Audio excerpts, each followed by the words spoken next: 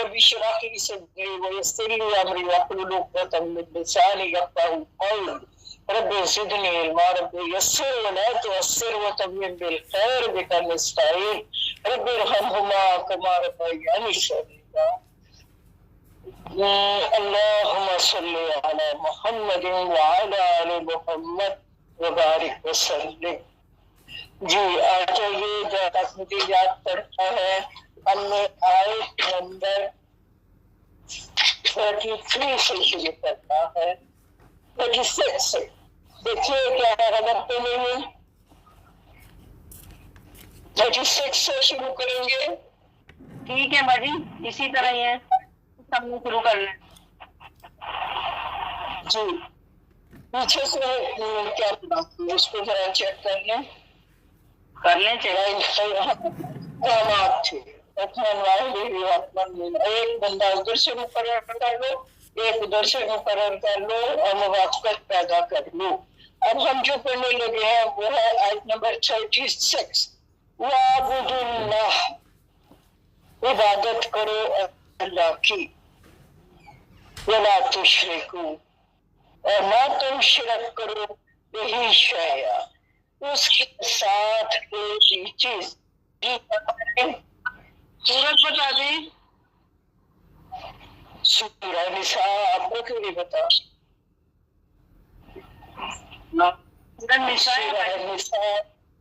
سورہ نساء چل رہی ہے آیت نمبر 36. اس کا پتہ کیا مطلب ہے؟ اس کا مطلب یہ ہے کہ پورا ہفتہ ہم نے سپارہ کھول کے دیکھا نہیں کہ ہمیں کیا آتا ہے کیا پڑھ رہے ہیں اور ہمیں کیا پڑھنا. آپ کو یہ ہے کہ آپ خود کچھ نہ کریں اور یہ کریں کہ کھول کے ہمیں دیا جائے تو ایسا نہیں ہوتا ہے. آپ کو کچھ سمجھ نہیں آیا. ابھی بھی اللہ کا احسان ہے کہ میرے زیادہ ممبرز جو ہیں وہ 2 کلاسوں میں اکٹھا جا رہے ہیں تو ان کی سمجھ میں کافی اضافہ ہو گیا ہوگا. تو جب آپ گھر میں پڑھ لیں گے نا تو پھر آپ سمجھ لیجیے وہ نالے پہ ڈالا ہوگا. تو وعدہ کیجیے کہ آج کے بعد آپ سب کم از کم گھر میں اس کو 1-2 دفعہ ضرور پڑھیں. دیکھیے اردو لفظ سارے صرف آپ نے ان کو مینج کرنا ہوتا ہے. آپ کو سب کو پتہ ہے عبادت کرو اللہ کی ولا وما تشرکو تم شریک ٹھہراؤ بھی اس کے ساتھ کیا کچھ بھی. اب شرک کی جو مختلف صورتیں ہیں وہ آپ کو سامنے 2 لفظوں میں اگر ایک لائن میں ہم بیان کریں تو کوئی بھی ایسا کام جو اللہ پاک کے حکموں کے خلاف ہو تو اس کو علماء ڈاکٹر اسرار شرک کہتے ہیں. کیونکہ اللہ نے جو حکم دیا ہم نے اس کو توڑ کے کسی اور کی پاور کو اکر کر دیا اس کو فضیلت دے دی تو ہم نے اللہ کے حکموں کی پابندی نہیں کی. ایسی صورت میں سمجھ لیجیے کہ ہم نے اس کی ذات کو پیچھے کر دیا اور کسی بابے کو کسی چاچے کو کسی اور کو آگے کر دیا.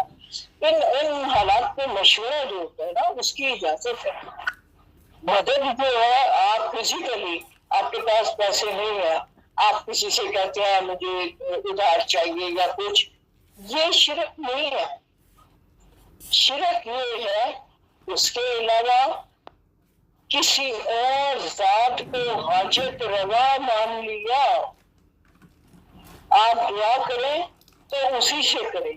اللہ کے حضور فرماتے ہیں صلی اللہ علیہ وآلہ وسلم کہ اگر جوتے کا تسمہ بھی ٹوٹ جائے تو اپنے رب سے مانگو. دربار پہ جا کے بابا من پتر دے دے تو بابا من اجالت دے دے تو بابا جو کر گے یہ انتہائی واضح شرک کی شکل ہے. اس کو اوائڈ کرنا ہے. اور قرآن ہم سے کہتا ہے، اللہ جی خود ہم سے کہتے ہیں کہ میں شرک معاف نہیں کروں گا، اور جو میں چاہوں معاف کر دوں اور جو میں چاہوں نہ معاف کروں وہ میری ثوابدید ہے. لیکن میں کہہ رہا ہوں کہ میں شرک معاف نہیں کروں گا. تو ہمیں شرک کی تمام صورتوں سے بچنا چاہیے. اللہ کے حبیب یہ فرماتے ہیں کہ کالی رات میں کالے پہاڑ پر کالی چونٹی کی مانند شرک ہے. تو آپ کو خود کھوج لگا کے وہاں تک پہنچنا ہے، کیا میں شرک کی حالت کو تو نہیں پہنچ رہا. تو اس کو احتیاط کرنی ہے ہمیں. پہلا حق جو انسان پر ہے وہ اللہ کا حق ہے، جس نے ہمیں پیدا کیا، جو ہمارا رازق مالک خالق، اسی کی تخلیق کار. عبادت کرنی ہے تو خالص اس کی عبادت کرنی ہے. عبادات میں کسی اور کو شریک نہیں کرنا. اپنے سجدے کسی اور کے آگے نہیں سر کو جھکانا. سر جھکے گا تو صرف رب کی ذات کے لیے. آپ کو پتہ ہے جو اہل کتاب تھے ان میں تعظیمی سجدہ جائز تھا. مسلمانوں کو اللہ پاک نے اس سے بھی روک دیا. بدقسمتی ہے کہ ہم جھک جھک کے درباروں میں آپ دیکھیں. اسی طرح آپ بادشاہ ہمارے دیکھ لیں، جتنے مغل عیسوی کے بادشاہ گزرے ہیں یا اور، تو کیا طریقہ کار ہوتا تھا. یہ سارا کچھ وہی ہے، اس سے آگے کوئی نہیں. یہ غلط ہے. ماڈرن ورلڈ میں جو ڈیموکریسی ہے، جمہوریت ہے، یہ بیسیکلی اسلام کے خلاف ہے. اسلام کہتا ہے sovereignty belongs to رب. جمہوریت یہ کہتی ہے کہ sovereignty belongs to people. ہم ووٹ دیتے ہیں، جس کے زیادہ ہوں گے تو وہ sovereign power بن گئی. تو یہ جو ہے اصل میں تو شرک ہے کہ ہم اللہ کی طاقت کو بندوں کی طاقت بنا رہے ہیں. نہیں، اللہ کی طاقت اللہ کی طاقت ہے، اور وہی من تشاء تذل من تشاء بیدک الخیر. عزتیں اور ذلتیں دینا اس کا کام ہے.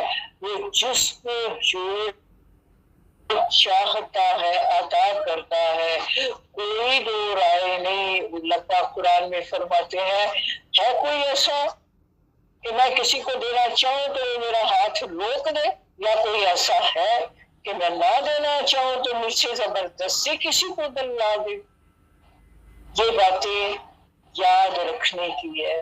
یہ روزمرہ زندگی کے معمولات میں آتے ہیں کہ اسے تعویذ کرا لو. تو یہ ہاں ایک بات جو آپ کر سکتے ہیں، آپ کسی سے زندہ شخص سے دعا کروا سکتے ہیں، اس کی آپ کو اجازت ہے. کیونکہ اور وہ بات اللہ کے نبی سے ثابت ہے. آپ صلی اللہ علیہ وسلم نے خود بھی دعائیں کی اور دوسروں کو بھی کہا کہ آپ دعا کیجیے. تو یہ حدیث سے ثابت ہے. ہم آگے چلتے ہیں. ہم نے شرک کو کھول کر دیکھا اور یہ جاننے کی کوشش کی کہ کہیں ہم شرک کے دائرے میں تو نہیں آ رہے. اور یہ یاد رکھنے کی باتیں ہیں. آج جو آپ لیسن پڑھ رہے ہیں، یہ سورہ فرقان میں جو باتیں آپ نے پڑھی ہیں، اللہ جی یہاں وہ باتیں جو مسلم کردار کا حصہ ہوتی ہیں وہ بیان فرما رہے ہیں. جو ہمیں کرنے کا حکم ہے یہ ہمیں وہ بتائی جائے. ابھی کہا رب الوالدین احسانا. اب دوسری بات کیا ہے کہ اللہ کے بعد جو سب سے زیادہ جس کے وہ والدین، والدین پر احسان کا سلوک کرو۔ احسان کیا ہوتا ہے؟ ایک حد ہے بدلے کی، آپ نے جیسا کیا ویسا میں نے آپ کا کر دیا۔ ایک حد اس سے اوپر کی ہے کہ آپ جو مرضی کرتے جائیں تو مجھے تو آگے سے بولنا ہی نہیں، یہ ہے احسان۔ تو اللہ جی نے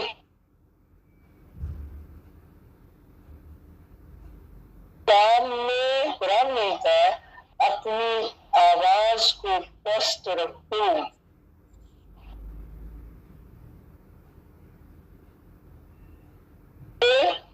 کہ آپ ان کے لیے دعا کریں کہ جس طرح اللہ انہوں نے مجھے کمزوری کی حالت میں بچپن میں سہارا دیا، اور تو ان کو معاف کر، رب ارحمہما کما ربیانی صغیرا، جیسے جب میں چھوٹا تھا تو مجھ پہ انہوں نے کرم کیا۔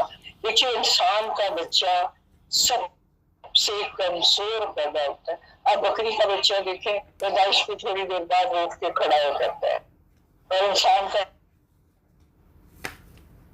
پیدائش میں قرآن میں بھی اللہ جی نے کہا ہے کہ ہم نے انسان کو کمزور پیدا کیا۔ تو جب اگر ماں باپ محبت اور الفت کی وجہ سے بچے کو پرورش نہ کریں تو سوائے اللہ کی ذات پہ اس کو کوئی پروان نہیں چڑھا سکتا۔ اب یہاں والدین دونوں آ گئے ہیں، لیکن احادیث سے ثابت ہے کہ پیارے نبی صلی اللہ علیہ وآلہ وسلم کے پاس ایک شخص آیا، اس نے کہا یا رسول اللہ صلی اللہ علیہ وسلم، میرے اچھے سلوک کا سب سے زیادہ حقدار کون ہے؟ تو آپ نے فرمایا آپ کی ماں۔ پھر کہا، اس میں تسلی نہیں ہو رہی تھی، آپ نے پھر فرمایا آپ کی ماں۔ پھر تیسری دفعہ پوچھا تو پھر کہا آپ کی ماں، اور جب چوتھی دفعہ پوچھا تو کہا آپ کا باپ۔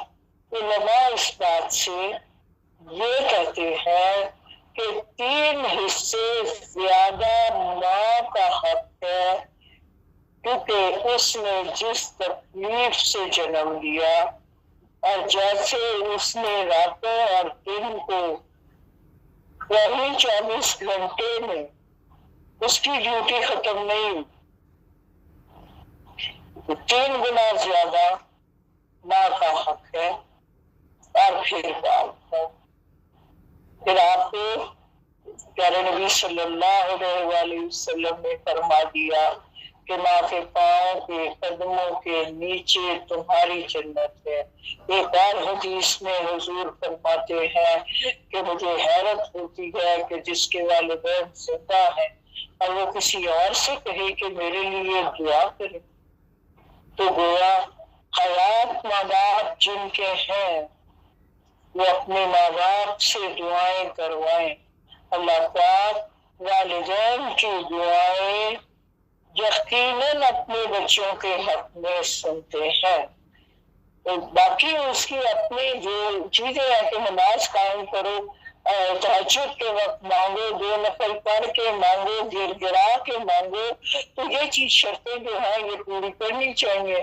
پھر یہ اس کے اوقات بھی ہیں کہ اذان کے بعد فوری طور پہ اذان سے اقامت تک کا جو وقت ہے اس کے اندر دعائیں قبول ہوتی ہیں۔ ہمیں اللہ کے گھر میں دعائیں قبول ہوتی ہیں، اللہ کے حبیب کے گھر میں دعائیں قبول ہوتی ہیں۔ یہ چیزیں جو ہیں یہ ساتھ ساتھ ہیں۔ اب ہم بات کر رہی تھی وَبِالْوَالِدَيْنِ إِحْسَانًا، آواز کو پست رکھنا، وہ کچھ بھی کہہ دے تمہیں اس بڑھاپے میں دونوں میں سے کوئی بھی، تو آپ نے اف نہیں کہنا۔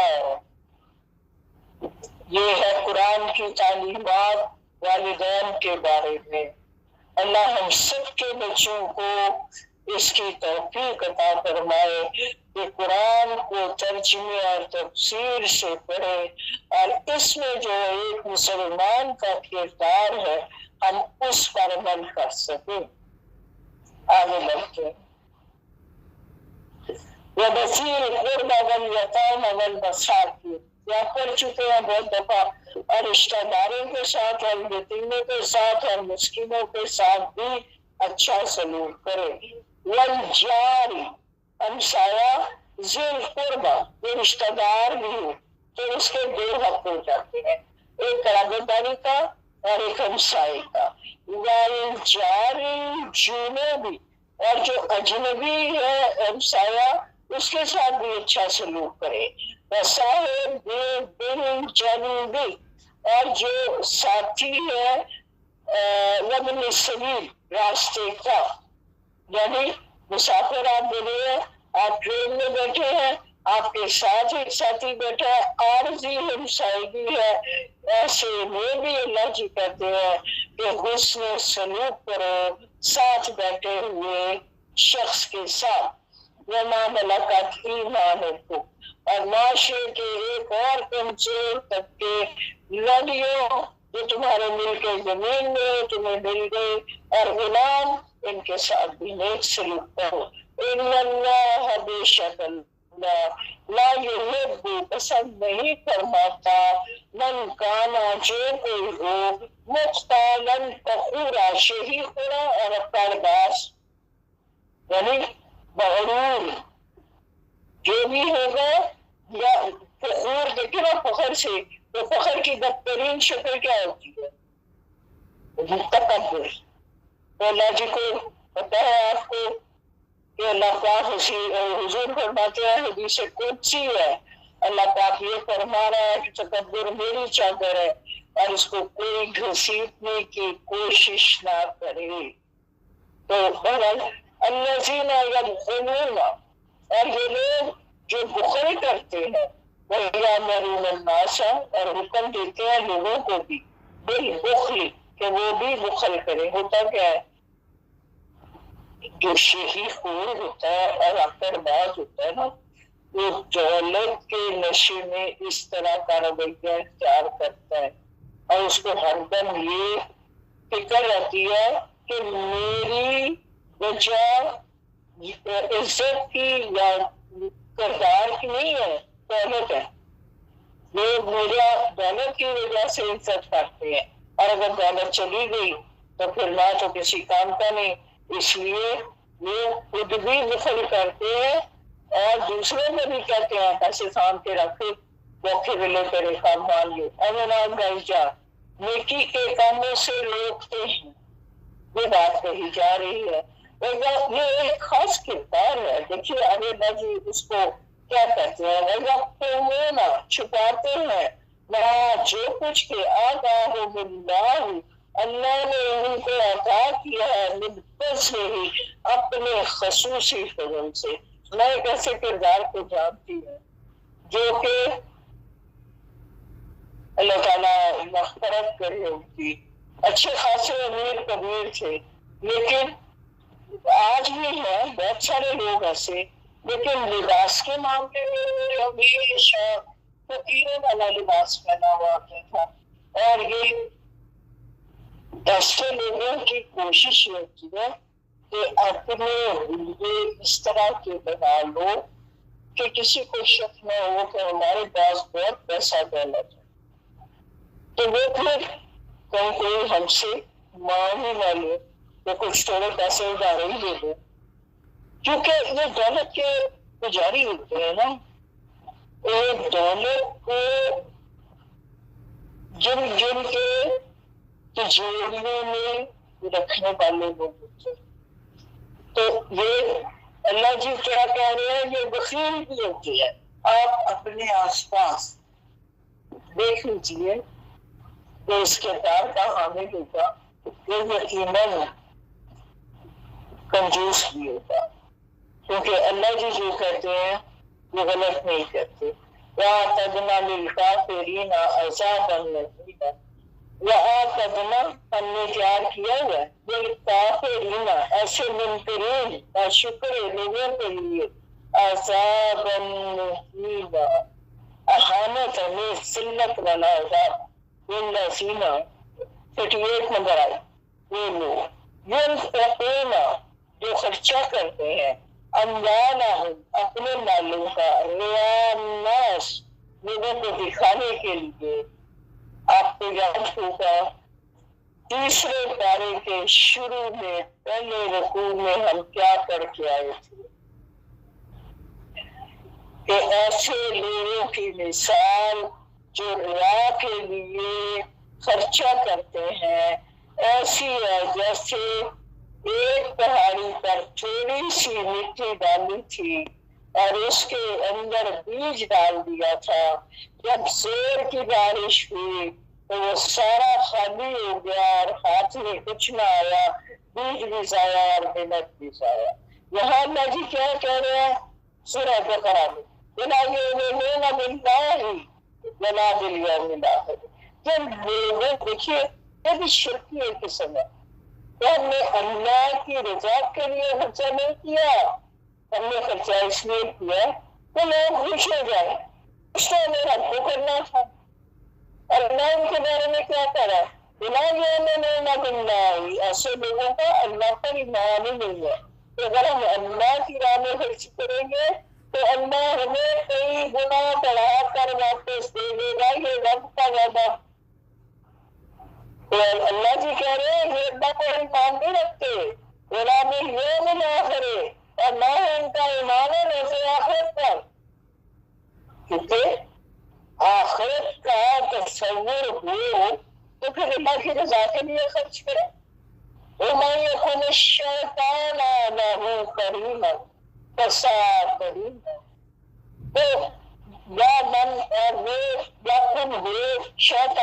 शैतान नहीं उसका करीना साथी।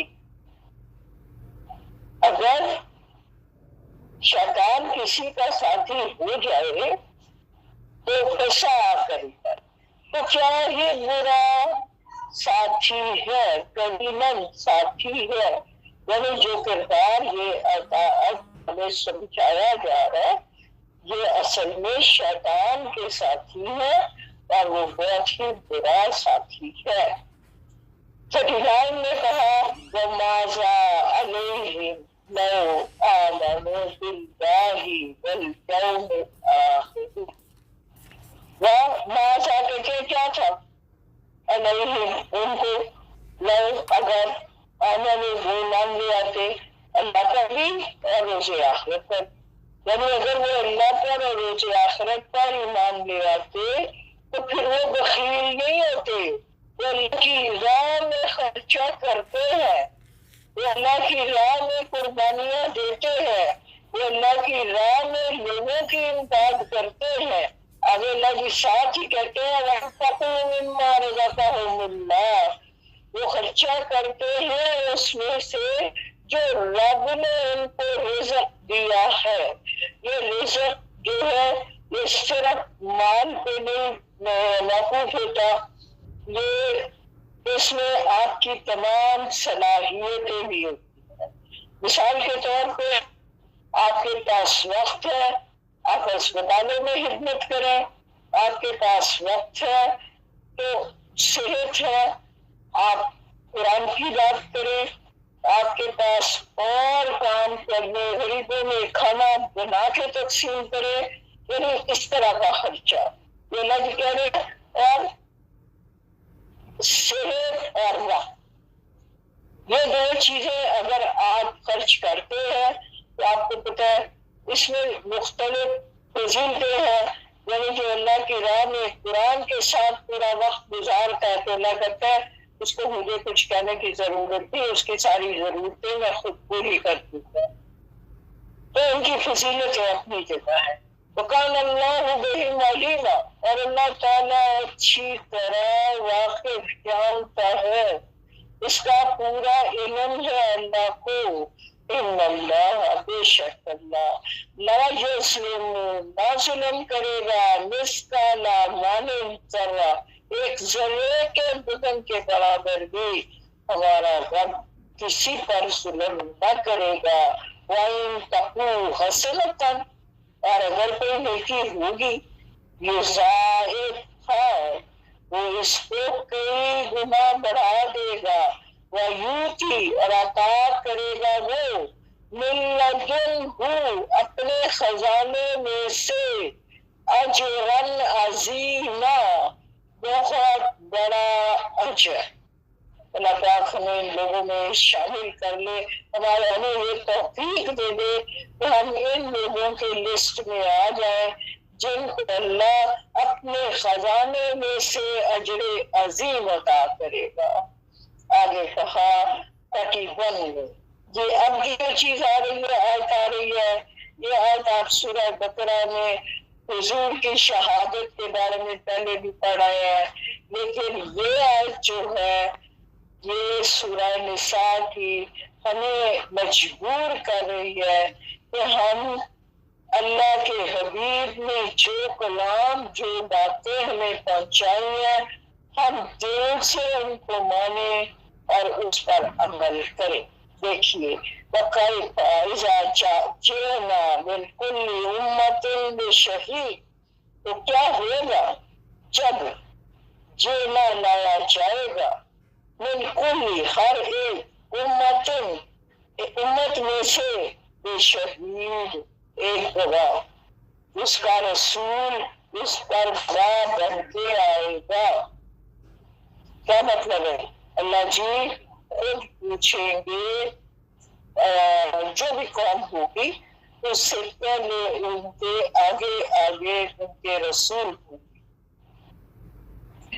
اور اللہ جی رسول اکرم صلی اللہ علیہ وآلہ وسلم اور باقی انبیاء سے بھی سوال یہ کریں گے کہ کیا میں نے جو پیغام آپ کو دیا تھا، میں نے جو کلام آپ کو دیا تھا، جو میں نے حکم آپ کو دیے تھے عوام کے لیے، لوگوں کے لیے، کیا آپ نے وہ سارا دین لوگوں تک پہنچا دیا؟ تو اگر آپ کو یاد ہو کہ نبی اکرم صلی اللہ علیہ وآلہ وسلم نے آخری حج کے موقع پر لوگوں سے پوچھا تھا کیا میں نے آپ کو اللہ کا کلام اور اللہ کی باتیں بتا دی، اللہ کا دین آپ تک پہنچا دیا؟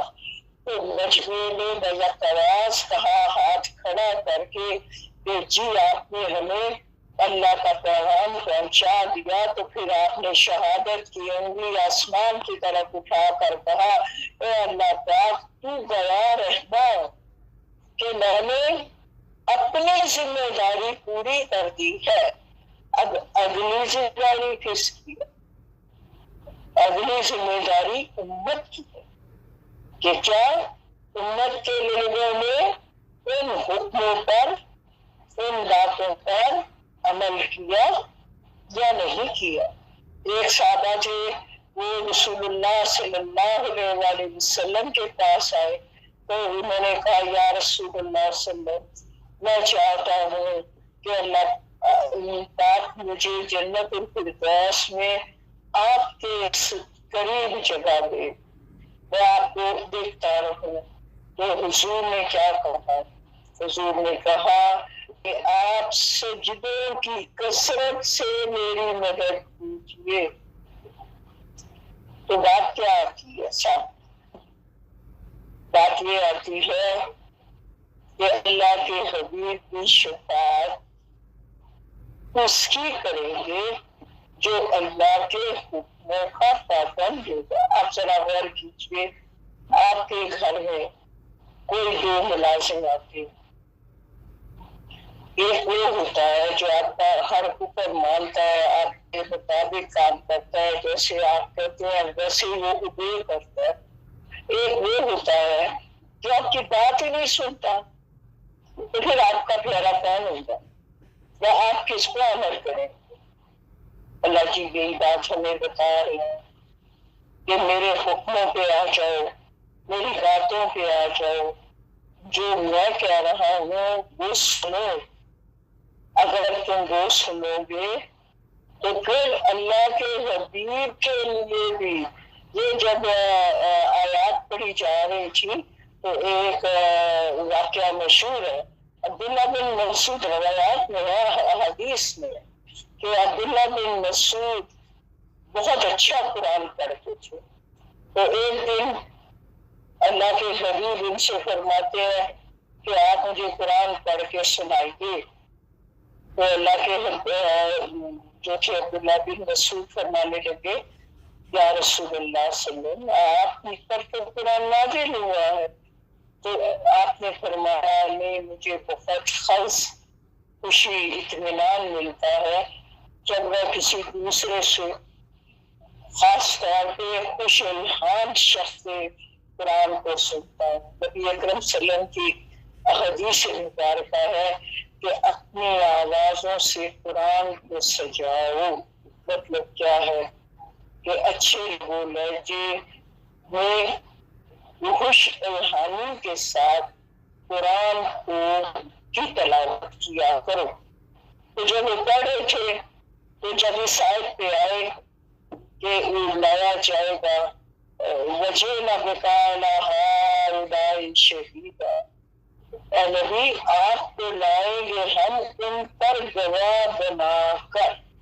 جینا بکا آپ کے لیے لائے جائیں گے آپ اوپر ہؤلاء ان سب کے شہیدا گواہ بنا کر. اللہ کے نبی جب اس آیت پہ عبداللہ بن مسعود پہنچے تو اللہ کے نبی زار رونے لگے اور کہا حسبک بس کرو یعنی کہ میری اپنی گواہی میری امت کے خلاف جائے.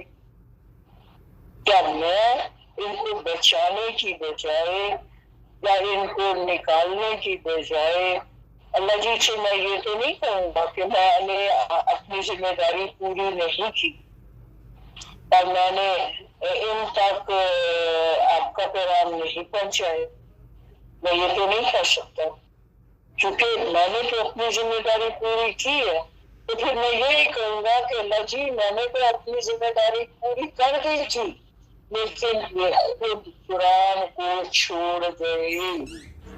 ہم تو اپنے دل میں بس ایک ہی بات لے کے بیٹھتے ہیں کہ ہمیں شفاعت مل جائے لیکن جو چیزیں قرآن بیان کر رہا ہے چونکہ ہمیں نہیں ان کا پتہ ہم ان پہ غور ہی نہیں کرتے ہم توجہ سے سنتے نہیں ہیں تو پھر کیسے اللہ تعالیٰ بات کرے ہمیں جو ہو گیا اور آئندہ قرآن کو سمجھنے کی توفیق. وہ موضوع الذین کفروا دوسرے چاہے یہ الذین کفروا وہ لوگ جنہوں نے کفر کیا وعصوا الرسول اور دیکھیے سبحان اللہ اور رسول کی نافرمانی کی لو کاش تسوی بہم الارض وہ زمین میں چلے جائے اور زمین برابر کر دی جائے. ایسے لوگ اللہ جی نے صرف اللہ کی امان نہیں کیا انہوں نے کہا اوپر کیا اور ساتھ اللہ کے رسول کی نافرمانی کی. تو وہ لوگ یہ چاہیں گے کہ زمین کو برابر کر دیا جائے یعنی کیس نہیں کر پائیں گے کہ ہم مٹ جائیں ہم مر جائیں ہم دفن ہو جائیں آج کا دن دیکھنے سے پہلے. ولا یکتمون اللہ حدیثا اور وہ اللہ سے کوئی بات بھی نہ یکتمون اللہ سے نہ چھپا پائیں گے حدیثا کوئی بھی بات. یا الذین آمنوا صاحب ایمان لوگو لا تقربوا الصلاۃ نہ جاؤ تم نماز کے قریب وانتم سکارا جب تم نشے کی حالت میں. روایات میں آتا ہے کہ ایک شخص جو تھے وہ اللہ کے نماز پڑھانے کے لیے آئے تو ابھی شراب کی حرمت کا حکم نہیں آیا تھا. کیونکہ شراب کی حکمت کا حکم جو ہے وہ تھوڑا تھوڑا کرتے آیا ہے۔ سورہ بقرہ کی آیت نمبر 219 میں اللہ جی نے کہا یا اسمہما اخبروا من نقعہما، ان دونوں میں یعنی شراب اور جوئے میں گناہ زیادہ ہے اور نفع کم ہے۔ تو جب ابھی حکم مکمل سب نہیں ہوا تھا تو ایسا ہوا کہ ایک شخص مسجد نبوی میں نماز پڑھانے آیا اور اس نے لا اعبدو ما تعبدون کی بجائے اعبدو ما تعبدون کر دیا۔ اب آپ کو پتا ہے کہ لا کے معنی نفی کیا ہے اور اعبدو کا مطلب ہے میں عبادت کرتا ہوں، تو پورا جو تھا وہ الٹے دی۔ تو پھر یہ آیت نازل ہوئی حتی تعلموا ما تقولون، یہاں تک کہ تمہیں معلوم ہو کہ جو کچھ تم کہہ رہے ہو۔ اب بات ہمیں کیا کہ نشے کی حالت میں تم نماز نہ پڑھو، شعور میں جب آ جاؤ تو اس کے بعد نماز پڑھا کرو۔ اب بات یہ ہے کہ جب تک ہمیں یہ معلوم نہ ہو کہ ہم کیا کہہ رہے ہیں، حتی تعلموا تم جان لو، ما تقولون جو تم کہہ رہے ہو۔ تو میری گزارش یہ ہے کہ اگر آپ کو نماز میں پڑھنے والی صورتوں کے اور نماز کے معنی نہیں آتے تو آج ہی ان کو ریوائز کیجیے، ان کو دوبارہ سے تجدید کریں، پڑھیں، زندہ کریں، اس کے معنی پہ غور کریں اور پھر اس کے بعد نماز ادا کریں اور دیکھیں کہ کیا اس میں لذت آپ کو آتی ہے۔ وَلَا جُنُبًا، اور نہ حالت جنابت میں، إِلَّا بَرِي سَبِيلًا حَتَّى تَغْتَسِلُوا، جب تک کہ تم غسل نہ کر لو، نہ کہ راستے سے گزرتے ہوئے۔ اب یہ جو راستے سے گزرتے ہوئے ہیں اس کو مختلف علماء نے إِلَّا بَرِي سَبِيل کے بارے میں یہ کہا ہے کہ ایک تو بات یہ ہے کہ مسجد سے گزرتے ہوئے، یعنی حالت جنابت میں مسجد میں بھی نہیں جانا چاہیے۔ اور کچھ لوگوں نے کہا ہے کہ گزرتے ہوئے اگر آپ کو کسی کام کے لیے مسجد میں جانا ہو تو پھر جا سکتی ہے۔ کچھ نے یہ کہا ہے اس سے مراد سفر ہی ہے۔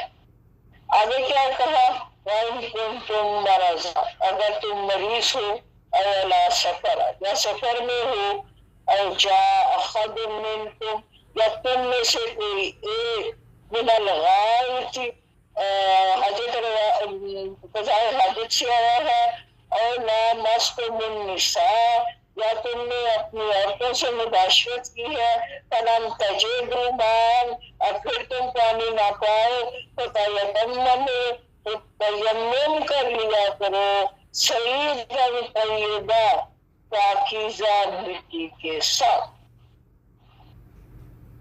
یہ وہ تمام صورتیں ہیں جن میں غسل یا غسل واجب ہے۔ اس میں اگر بیماری غسل سے تو نہیں کر سکتے، بیمار ہے آپ یا حالت سفر میں ہے یا قضائے حاجت کر کے آئے ہیں یا عورتوں سے مباشرت کر دی ہے، تو اس کے بعد اگر پانی نہ ملے تو پھر تیمم کر لیا کرو۔